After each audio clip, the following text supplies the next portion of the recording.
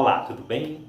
Vamos apresentar aqui hoje um pouco do pensamento e da ideia de Maurice Merleau-Ponty, um filósofo da área da fenomenologia e do existencialismo. Mais precisamente nesse vídeo vamos apresentar um pouco sobre o conceito de corpo próprio que marcou muito o seu pensamento. Merleau-Ponty nasceu em Richefort-sur-Mer, na França, em 1908. Ele frequentou a École Normale Supérieure junto com Jean-Paul Sartre e Simone de Beauvoir. Graduou-se em filosofia em 1930 e trabalhou como professor em várias escolas até se unir à infantaria durante a Segunda Guerra Mundial. Sua obra principal foi A Fenomenologia da Percepção, publicada em 1945, e logo após ele passou a lecionar filosofia na Universidade de Lyon. Seus interesses se estendiam além da filosofia e incluía temas como educação, psicologia e outros. Entre suas principais obras destacam-se A Estrutura do Comportamento, de 1942, A Fenomenologia da Percepção, em 1945, As Aventuras da Dialética, em 1955, e O Visível e Invisível, de 1964. Merleau-Ponty estava interessado em investigar mais atentamente sobre a experiência do mundo, em questionar nossas pressuposições cotidianas, ou seja, analisar nossas experiências relativas aos nossos modos de vida. E isso o incluiu na tradição da fenomenologia, essa abordagem da filosofia iniciada aí por Edmund Husserl. Contudo, Merleau-Ponty é mais conhecido pelas contribuições à fenomenologia, em particular as abordagens fenomenológicas do corpo, percepção e consciência em relação à natureza. Isso também o leva a contribuições em estética, ontologia, filosofia da natureza, filosofia da ciência, psicologia e até mesmo na antropologia. Merleau-Ponty foi o primeiro a fazer uma reflexão mais densa sobre o corpo vivido, em oposição à clássica divisão entre o sujeito e o objeto. Na obra Fenomenologia da Percepção, a fenomenologia relaciona a liberdade e a compreensão do corpo entendido como condição de nossa experiência no mundo. Merleau-Ponty desenvolve então o conceito de corpo próprio. Até vimos um pouco sobre esse conceito nas aulas de Antropologia Filosófica 1 com o professor Silvio Costa no início deste ano. Mas podemos dizer que Merleau-Ponty, ao trabalhar com o conceito de corpo próprio, ele vai contra o dualismo da tradição sobre o corpo e consciência, que resulta a idealizar o corpo como objeto, atribuído à consciência num todo, na função de responsabilizar pela atividade mental que para ele desmerece o corpo.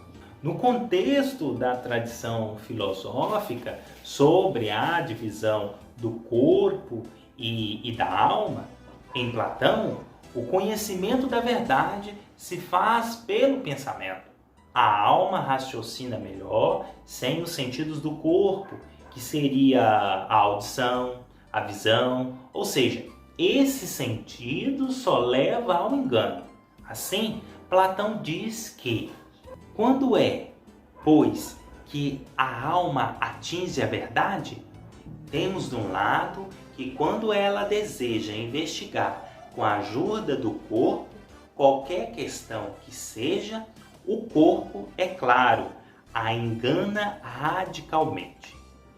Em Aristóteles, a concepção de corpo está mais evidente, o qual afirma que o corpo é um instrumento natural da alma. A alma e o corpo coincidem de tal modo que um não sobrevive sem o outro. Assim forma uma unidade substancial na qual a alma é ato perfeito do corpo.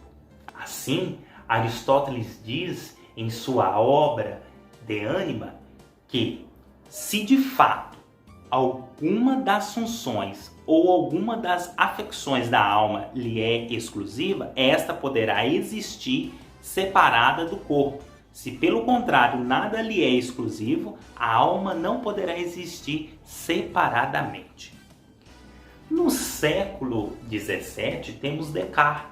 Ele introduz uma separação radical entre o corpo e a alma, apresentando-lhe como substâncias de naturezas diferentes. Entretanto, Descartes não conseguiu sustentar esse argumento acerca da separação da alma e do corpo como duas substâncias de natureza diferentes. Para justificar a relação entre a alma e o corpo, Descartes apresentou a teoria da glândula pineal.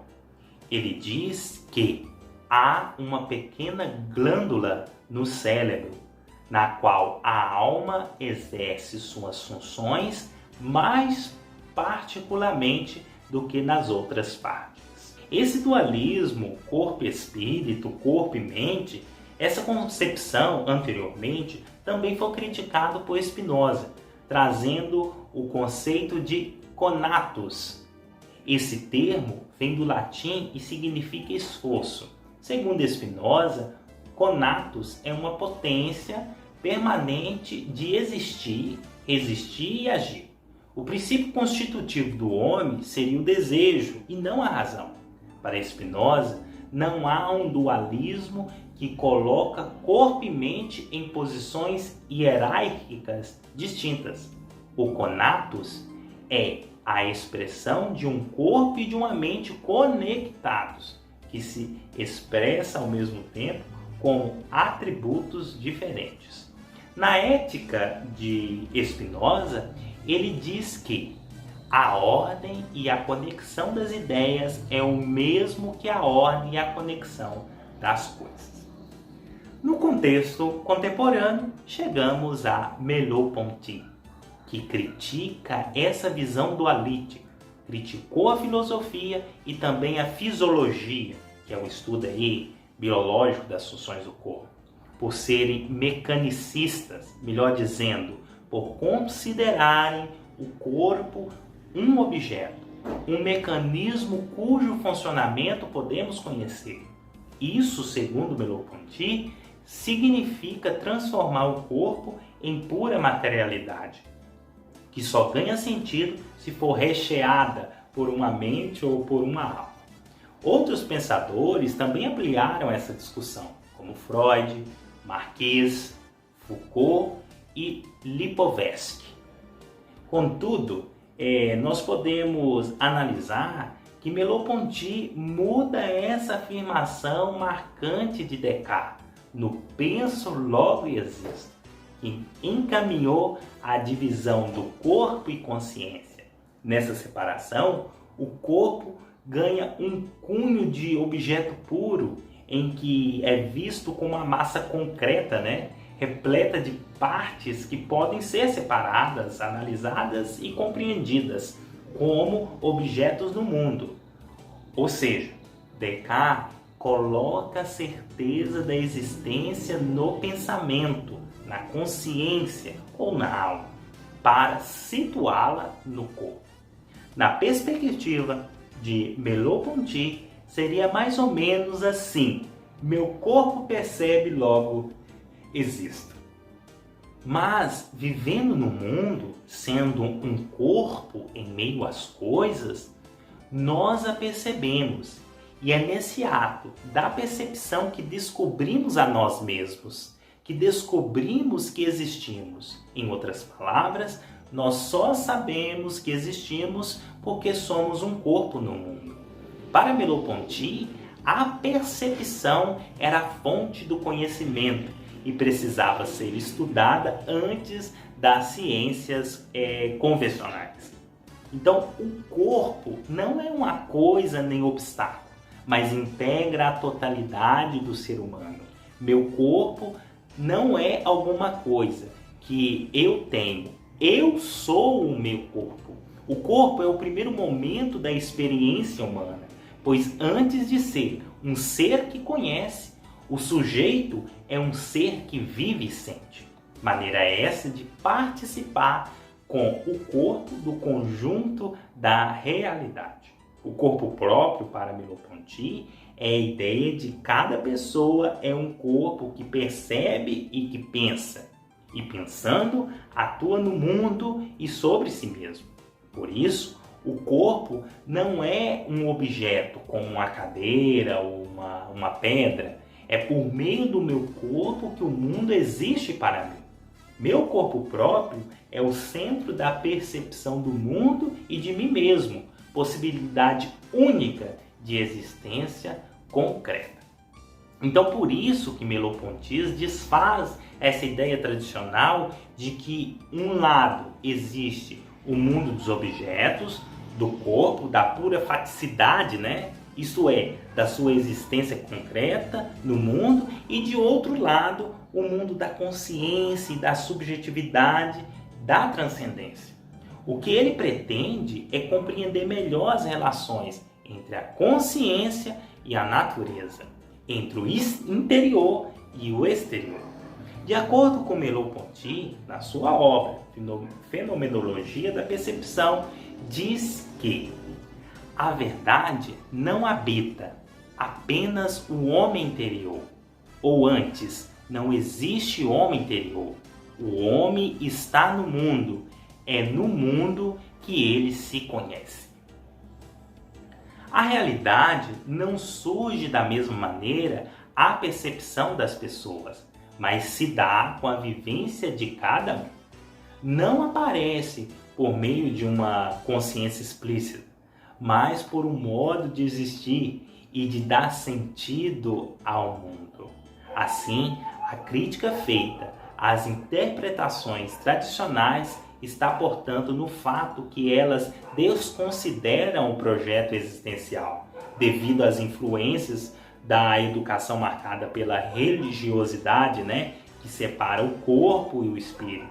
Vê as paixões humanas como perigosas para a razão. Então, ao mesmo tempo disso, pode ser que, envolvidos pela atual valorização do corpo, critique esse dualismo de maneira bem objetiva. Portanto, a liberdade só se realiza se formos capazes de assumir a nossa situação natural e social.